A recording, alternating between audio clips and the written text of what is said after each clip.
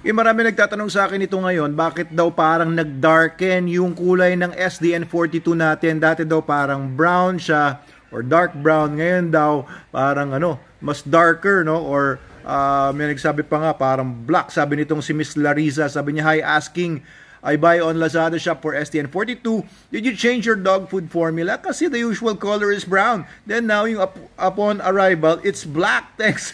Hindi man siguro black, no? Baka nasa dilim po kayo pagka tinitingnan ninyo. Pero pag black yan, baka po charcoal o uling yung nabili po ninyo. Pero hindi naman, medyo darker brown lang po siguro kumpara doon sa nakasanayan ninyo. Guys, pagka ganyan po, kasi ang nagpapa-lighten doon sa color ng SDN42 natin is basically yung ground rice. Okay, kasi nagdadagdag tayo ng konting rice lang, mga 10-15% doon sa formula natin. Ang reason kaya po tayo naglalagay ng rice is para magdikit-dikit yung mga kibble, di ba? Kaya bilog siya na hindi durog. Kasi pag walang ground rice, nadudurog siya unless maglagay tayo ng mga chemical binders. Ayoko naman ng chemical, di ba? Dapat natural, hindi chemical. Sabi nga nila. So, ang ginawa namin, rice po ang dinagdag natin na konti lang, at least digestible yan, at least hindi yan artificial. Meron pa rin naman konting benefits na nakukuha sa rice. So, nagbabind siya, natural binder po yung rice sa atin. Ngayon, kapag yung rice po na yan ay medyo kumonte ang rice, pwede pa naman, makakabuo pa naman ng kibble. Siyempre, mangingibabaw yung dark nung meats. Okay, pagka naman yung rice na nilagay ay brown rice, kasi minsan naglalagay tayo brown rice imbes na white rice, magda-darken po yung kulay ng formula natin. Wala rin kasi tayong nilalagay na artificial color, di ba? Kasi sa ibang dog food po, naglalagay sila ng artificial color para maging brown yung dog food nila na madilaw kasi puro corn. So, kailangan nila maglagay ng artificial color para yung corn-based dog food nila ay magmukha namang karne at hindi naman silang mahalata na puro fillers, no? Totoo lang yan, real talk lang, hindi tayo naninira, talagang gano'n naman po talaga. Ngayon, yung iba po naglalagay din ng color, mga artificial or natural. Pag sinabing natural, hindi naman po talaga kumbaga hindi lang siya hindi siya synthetic, galing siya sa mga products na galing sa nature. Pero pag sinabing natural colors, hindi siya talaga yung kulay talaga nung ingredients. Dinadagdag nila yung kulay na yon para maging uniform. No? Kasi ito po kasi, ang mga meats po kasi, hindi po pare-pareho ang kulay.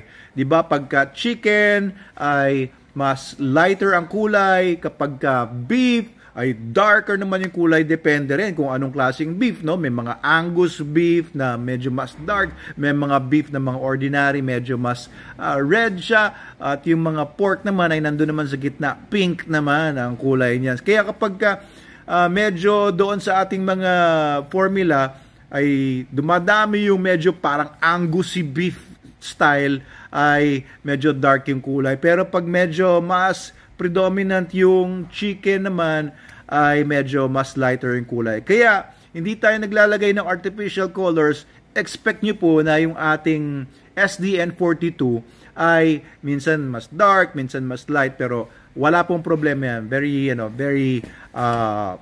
the best pa rin, kumbaga, ang formula po niyan. And yung, alam nyo ba yung SDN42, kaya siya tinawag na SDN42 is because of the 42% crude protein minimum. Ayan, wala pong eksakto, hindi po eksaktong 42% yan. Minsan 42.1% minimum. Yung actual, minsan 42%, minsan 42.5%, minsan umabot pa nga ng 43%, 44%, 44.5%. Ayan, medyo mas napapamahal tayo sa cost ng ingredients noon, pero ang talagang promise namin sa SDN42, you're getting a minimum of 42% protein from animals. Okay, yung formula natin, ang pinakamaganda dahil siya yung may pinakamataas na animal content sa lahat ng dog food na available sa market ngayon. 42% pinakamataas yan, pero ibig sabihin, konti lang kasi nilagay nating rice para lang magdikit-dikit. Hindi tayo naglagay ng rice para bumaba yung presyo. Mura lang kasi ang rice, corn, wheat. Yan ang mga tinatawag na pillars or extenders para tumaas ang profit ng mga nagbebenta ng dog food. Tayo naman po, ang primary reason natin sa dog food is performance ng aso, health ng aso.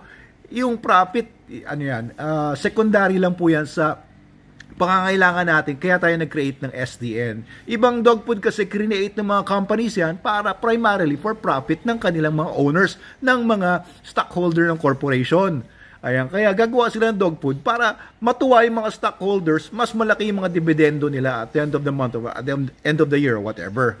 So sa atin, ang gusto talaga natin sa SDN ay para sa ating mga aso mismo natin. Ako, we have about 120 dogs now. And at that time na pinormulate ko yung SDN, we had about mga 400 dogs. Mostly working dogs, Manalo K9.